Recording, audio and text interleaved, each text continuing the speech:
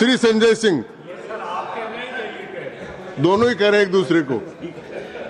धन्यवाद मान्यवर, आपने एक अत्यंत महत्वपूर्ण बिल पे मुझे अपनी बात कहने का मौका दिया। मैं जैसे उदय प्रताप जी की चंद पंक्तियों से अपनी बात शुरू करूंगा। न मेरा है न तेरा है, ये हिंदुस्तान सबका है, नहीं समझी गई ये बात तो नुकसान सबका है। न तेरा है न मेरा है, ये हिंदुस्तान सबका है, नहीं समझी गई ये बात तो नुकसान सबका है। जो आकर मिल गई इसमें वो दिखलाई नहीं देती, जो नदियां मिल गई इसमें वो दिखलाई नहीं देती, महासागर बनाने में मगर एहसान सबका है।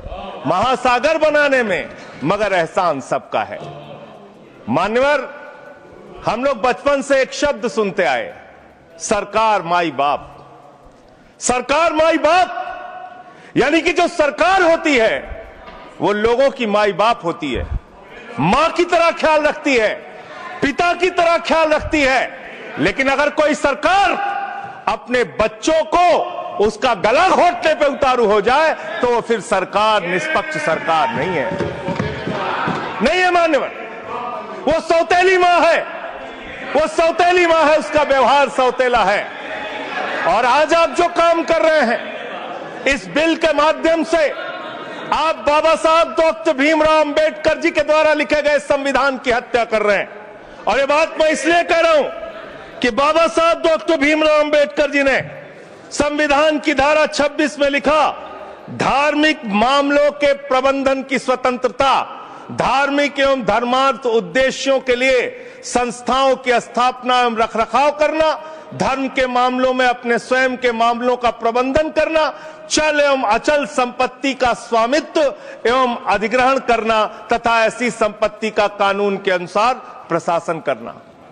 यह अधिकार आपने नहीं दिया, यह अधिकार किसी भारतीय जनता पार्टी के लोगों ने नहीं दिया। यह अधिकार बाबा साहब डॉक्टर भीमराव अंबेडकर जी के द्वारा लिखे गए भारत के संविधान ने दिया मान्यवर। और आप उस संवैधानिक अधिकार को छीन रहे हैं एक गैर संवैधानिक बिल लाके। क्या क्या लिखा इस कानून के अंदर आपने, किस तरीके से आपने इस संविधान की हत्या करने का काम किया। आप बड़ी बड़ी बातें कर रहे हैं। यह सरकार कह रही है कि ये कानून हम मुसलमानों के भले के लिए आ रहे हैं। जब मैं आपसे सुनता हूं तो मुझे लगता है कपिल शर्मा कॉमेडी सर्कस में बोल रहा है।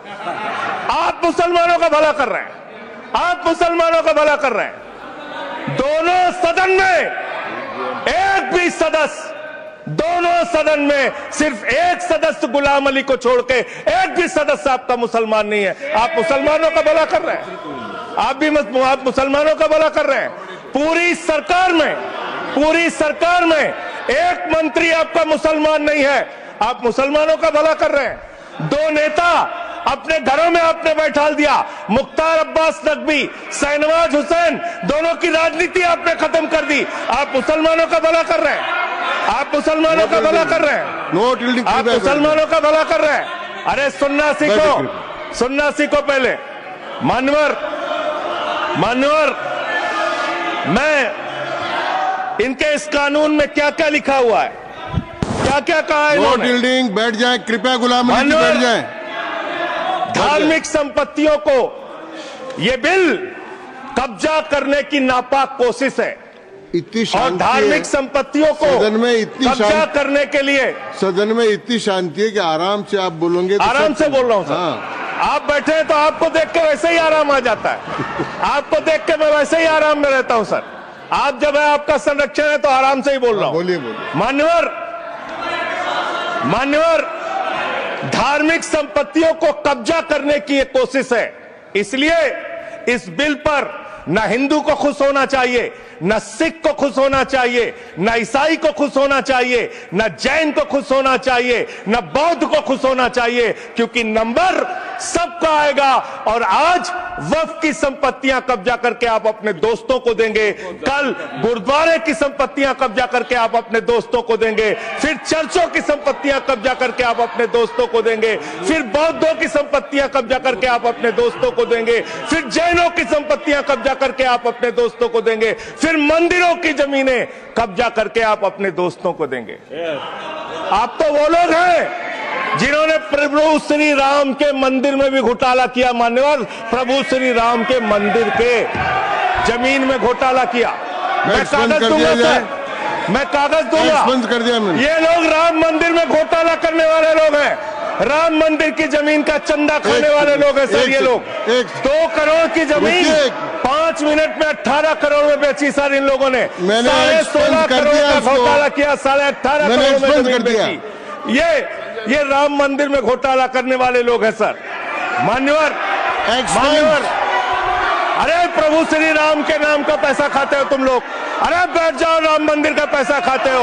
अरे राम मंदिर में घोटाला करते हो, बैठो। अरे राम मंदिर का चंदा खाते हो। अरे चंदा चोरो बैठो, चंदा चोरो बैठो, चंदा चोरो बैठो, बैठो चंदा चोरो, चंदा चोरो बैठ जाओ।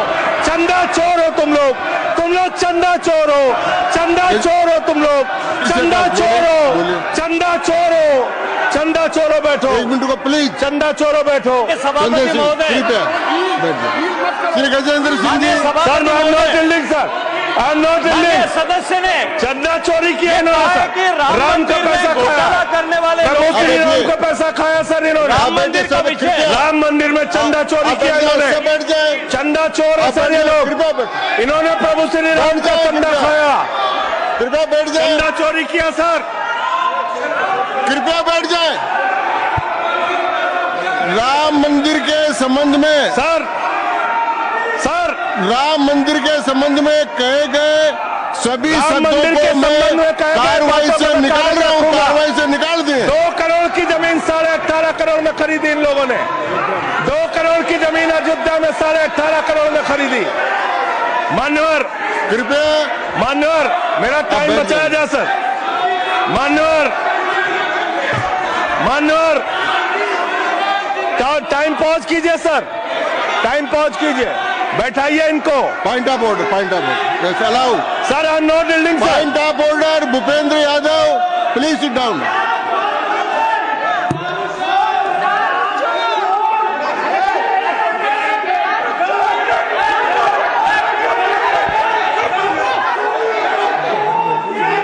भाई पॉइंट ऑफ ऑर्डर मैंने दिया। आप जाइए स्थान पर, कृपया अपने स्थान पर जाएं। मैंने व्यवस्था का प्रश्न उठाने का मौका दिया भूपेंद्र जी यादव को। आप सब लोग अपने स्थान पर जाएं। कृपया अपने स्थान पर चले जाएं।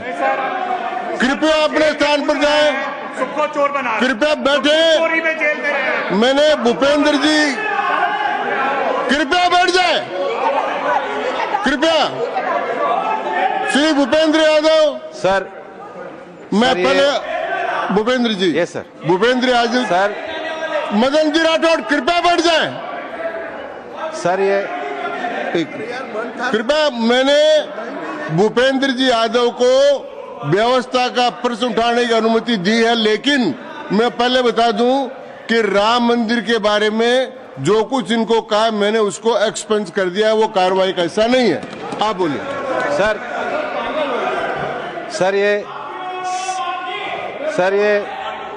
सर ये सदन का उच्च सदन है। रूल में बता देता हूं। रूल 238 और 240। आप 238 और 240, 238 and 240, you read it sir. There are sir 2 rules है, 238, 240। मेरे को बुक की जरूरत नहीं है। हाउ टू स्पीक ये 238 है सर। 240 बड़ा इंपॉर्टेंट है जी सर। कोई भी सदस्य अगर इररिलेवेंट बोलता है, अगर तो ये चेयर की पावर है कि उस सदस्य को रोक सकते हैं। जो विषय डिबेट से जुड़ा हुआ नहीं है, जो विषय सदन से जुड़ा हुआ नहीं है, इररिलेवेंट विषय को आपको रोकने का अधिकार है। जो सदस्य संजय सिंह जी बोल रहे थे वो इररिलेवेंट है। तीसरा एक और विषय सर, 238 में बोलने के बाद जो असंसदीय शब्द है किसी भी पार्टी के बारे में, किसी के बारे में जो असंसदीय शब्द है वो बोले गए हैं तो उसकी भर्त्सना भी हाउस पूरी तरीके से करता है, माननीय उसको हटाता है। माननीय Tiruchi Shiva, Sir, I also stand on the. please, I am allowing Mr. Tiruchi Shiva. I also stand on the same rule, sir. 238 and 240.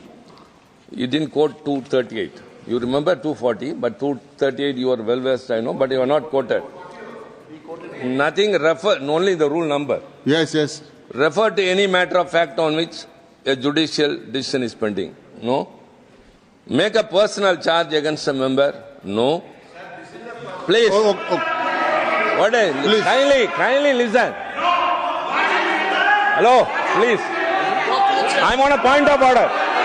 I'm on a point of order. I'm on a point of order. Point of order आपने allow किया है। What is that? Point of order आपने allow किया है। Rule 240. बैठ जाए, Sir, सुन ले एक बार। sir. नहीं, निर्णय मुझे करना, आप तो सुन तो लें। आप बैठे। Sir, Vice Chairman, only 240. 240 which is मैंने quoted, दोनों sir. 238, Sir, sir. 240 दोनों देख लिए। Please, sir. हाँ। Rule 240 says, the chairman, after having called the attention of the council to the conduct of a member who persists in irrelevance or in tedious repetition, you didn't call, sir. Whether it is irrelevance or repetition has to be decided by the chair. So, the chairman. आप सुनो ना भाई, please. Hello, please. I am speaking to the chair. Please तो I am speaking to the chair. इधर देखिए ना। Sir, it is we leave it to your discretion and Yes. decision, sir. Yes. And not it is repetition or irrelevance can be decided by any other member, sir. Only you, sir. Okay, thank you. मैंने श्री भूपेंद्र जी यादव ने 240 में ये और है कि अगर कोई दूसरा सदस्य भी किसी सदस्य के इरिलेवेंट डिबेट को सपोर्ट करता है तो उसको भी डिबार करना चाहिए, आपको शिवा को भी करना चाहिए। आप एक सेकंड, मेरी व्यवस्था यह है कि 238, 240 के अंतर्गत मैंने ऑलरेडी जो असंसदीय सब थे वो और राम मंदिर के बारे में, क्योंकि ये विधेयक की परव्यू में नहीं आता है, इसलिए मैंने राम मंदिर के बारे में इनके लगाए गए इलेक्शन और असंसदीय शब्दों को कार्रवाई से निकाल दिया। धन्यवाद। मान्यवर, आपने कहा कि इससे आप पिछड़े मुसलमानों का भला करने जा रहे हैं। सुनने में बहुत अच्छा लगता है कि आप पिछड़े मुसलमानों का भला करने जा रहे हैं। आपने इसमें कहा कि आप महिलाओं का भला करने जा रहे हैं। सुनने में बहुत अच्छा लगता है कि आप महिलाओं का भला करने जा रहे हैं, लेकिन ये सरकार और यहां पे इस समय मंत्री जी नहीं है, मैं उनसे पूछना चाहता हूं, आप देश को और सदन को गलत जानकारी क्यों दे रहे हैं? मानवर, 2013 के वक्फ बिल में जो भारतीय जनता पार्टी की सहमति और सहयोग से पास हुआ, उसमें भी महिलाओं के लिए आरक्षण था। मना कर दीजिए कि नहीं था? मना करिए कि हम गलत बोल रहे हैं। मानवर, मंत्री जी ने कहा 1 करोड़ सुझाव आया। मैं आपसे पूछना चाहता हूं, कितने करोड़ ईमेल आए, कितने करोड़ पत्र आए, कितने करोड़ सुझाव आए? पूरे देश को जानकारी दीजिए और मैं आपको दावे के साथ कह सकता हूं, जब पूरा सच सामने आएगा तो देश को पता चलेगा कितने लोग इस बिल के विरोध में थे, कितने लोग इस बिल के समर्थन में थे। मैं जेपीसी का सदस्य था मानवर, मैं कह रहा हूं आपसे लाइए। और आप पिछड़े मुसलमानों का भला करना चाहते हैं? मैं आपसे हाथ जोड़कर निवेदन करता हूं, विनती करता हूं, और हमारे जो मित्र उधर भी हैं, अगर आप मेरी बात से सहमत हैं तो समर्थन करना। समाज में छुआछूत को, बीमारी को मिटाने के लिए चलिए उठाते हैं कदम, और अगले सत्र में एक बिल लेके आइए। जितने भी हिंदुओं की कमेटियां हैं, ट्रस्ट है, बोर्ड है, उन सारे ट्रस्ट और कमेटियों में 80% आरक्षण दलित, आदिवासी और पिछड़े हिंदुओं को दीजिए। मैं समर्थन करूंगा आपका, माला पहनाऊंगा आपको। आप पिछड़ों का भला करने की बात करते हैं, आप दलितों का भला करने की बात करते हैं। आपकी मातृ संस्था आरएसएस 100 साल तक आपने एक भी दलित, पिछड़ा और आदिवासी, एक भी महिला को आज तक आरएसएस का प्रमुख नहीं बनाया। आप दलितों और पिछड़ों और आदिवासियों की आरएसएस के बारे में भला करने की बात करते कर हैं। मानवर, इस बिल में क्या लिखा है? आप जो भी बातें इस विधेयक के अलावा बोलेंगे, उन सबको मैं एक्सप्लेन सर, ये करूंगा। क्या उसमें सत्य नहीं है? क्या सर क्या ये सच नहीं है? सर मेरा टाइम रोका जाए। और सर बिल के बारे में बात करते हैं माननीय मंत्री जी ने कहा आज आप इस बिल को पास कर रहे हैं, आज आपका सीना चौड़ा हो रहा है, आपको लग रहा है एक धर्म के अधिकार को आप छीन रहे हैं। नहीं, कल को आप सभी धर्मों की धार्मिक संपत्तियां छीन के आप अपने दोस्तों का देने का काम करेंगे। मैं फिर इसको दोहरा रहा हूं और फिर इसको कह रहा हूं कि आप ये करेंगे, धार्मिक संपत्तियों के कब्जा करने का काम करेंगे। और किसी गलतफहमी में मत रहिए, आपको लोकसभा के चुनाव में मात्र 36% वोट मिला है। इस देश की 64% आबादी आज भी आपके खिलाफ है, आज भी आपके खिलाफ खड़ी है। किसी गलतफहमी में मत रहिए। बड़ी बड़ी सत्ता उखड़ गई और चली गई। मान्यवर, आपने इसमें लिखा बिल के अंदर कि वक्फ कमेटी के अंदर गैर मुसलमान इसका सदस्य बन सकता है। आप क्या गुरुद्वारा कमेटी के अंदर गैर सिख को मेंबर बना सकते हैं? क्या ईसाई कमेटी के अंदर गैर ईसाई को सदस्य बना सकते हैं? क्या बौद्धों की कमेटी के अंदर गैर बौद्ध को, क्या जैनों की कमेटी के अंदर गैर जैन को आप मेंबर बना सकते हैं? और इतना ही नहीं, क्या आप हिंदुओं के ट्रस्ट में, मंदिर के ट्रस्ट में आप क्या गैर हिंदू को मेंबर बना सकते हैं? नहीं बना सकते, नहीं बना सकते। आप एक झूठ फैला रहे हैं देश भर में, देश भर में झूठ फैला रहे हैं। आप कह रहे हैं ये मैं पढ़ रहा हूं राम मंदिर का, सर, राम मंदिर ट्रस्ट। झूठ शब्द असंसदीय है, जो असंसदीय शब्द उनको निकाल दीजिए। सत्य से परे, सत्य से परे। सर ये प्रभु श्री राम के मंदिर का ट्रस्ट, मैं इसका समर्थन करता हूं। नहीं, आप इस सर मैं इसका समर्थन कर रहा हूं। ये सब्जेक्ट नहीं है सर, समर्थन कर रहा हूं, सुन तो लीजिए। आप कहे से नहीं सुनूंगा। डिस्ट्रिक्ट मजिस्ट्रेट प्रोसीडिंग में नहीं आएगा सर, मेरी बात तो बिल्कुल नहीं आएगा। सर मेरी बात सुन लीजिए। घनश्याम जी प्लीज, चेयरमैन साहब, district magistrate of Ayodhya will be ex officio trustee who will be a practicing Hindu. If the DM is not Hindu, then additional district magistrate will be an ex officio member of the trust. हम इसका समर्थन करते हैं sir.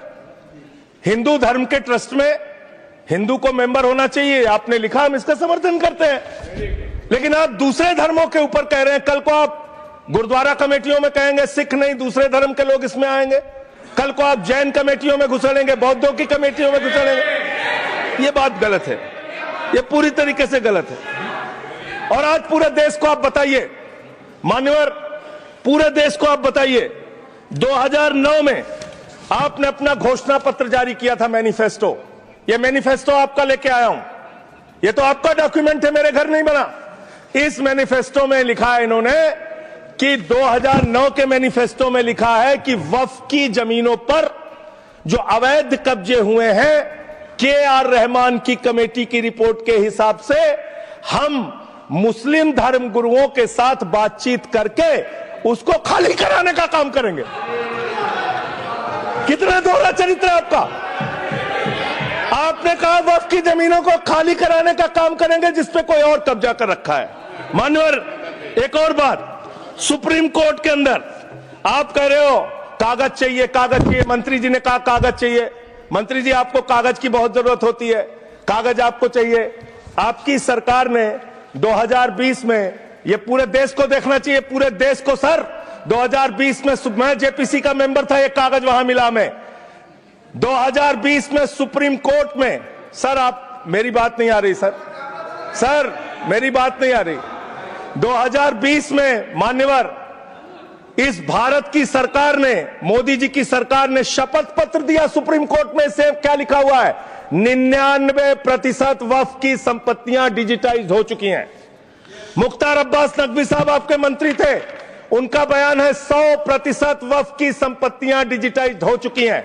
तो जब आप सारी संपत्तियां डिजिटाइज कर चुके हैं, सब कुछ ऑनलाइन कर चुके हैं वामसी पोर्टल में, सारे कागजात जांच चुके हैं, तो क्या आप फसाद कराने के लिए फिर से कागज मांग रहे हैं? फसाद कराने के लिए, आप फसाद कराने के लिए कागज मांग रहे हैं। आप फसाद कराने वाले हिंदू हैं, हम सौहार्द फैलाने वाले हिंदू हैं। यह बुनियादी फर्क है, यह बुनियादी फर्क है आप में। आप देश भर में फसाद, नफरत, लड़ाई झगड़ा कराने का काम करते हैं।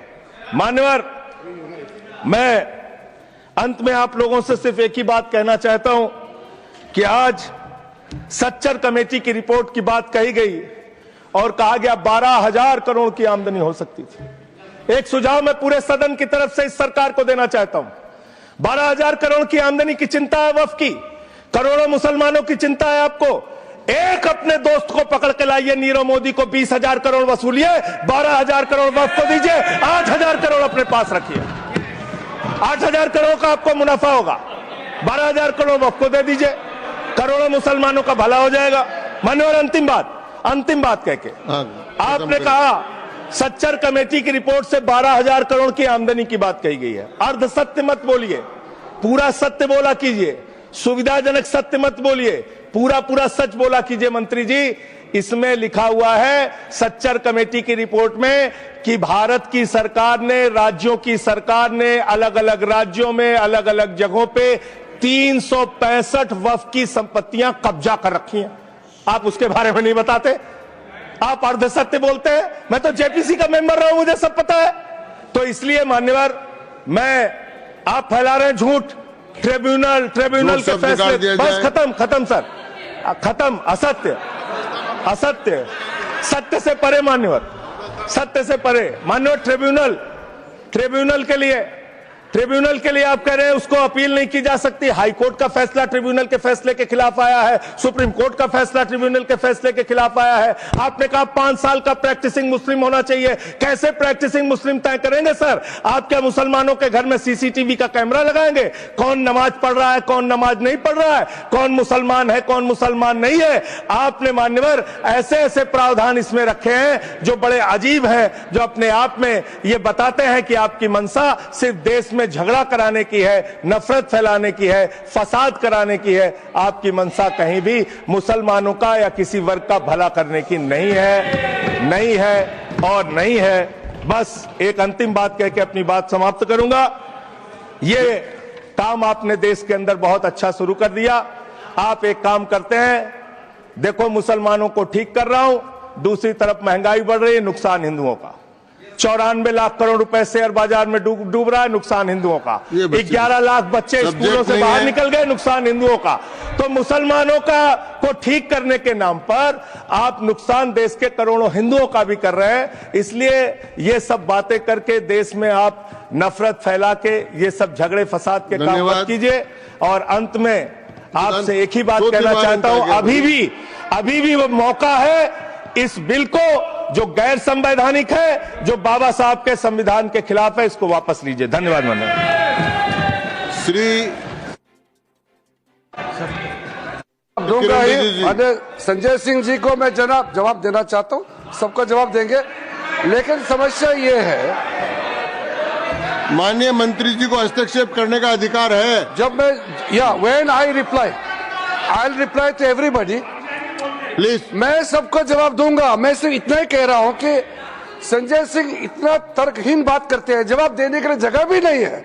वो पॉइंटलेस बात करता है, बिल से संबंधित नहीं, इधर उधर का बात करता है। पॉइंट में बात कीजिए, मैं जवाब दूंगा बाद में। ABL 24 न्यूज, सच दिखेगा। ABL 24 न्यूज को सब्सक्राइब करें, ताजा खबरों के लिए बेल आइकन को दबाएं।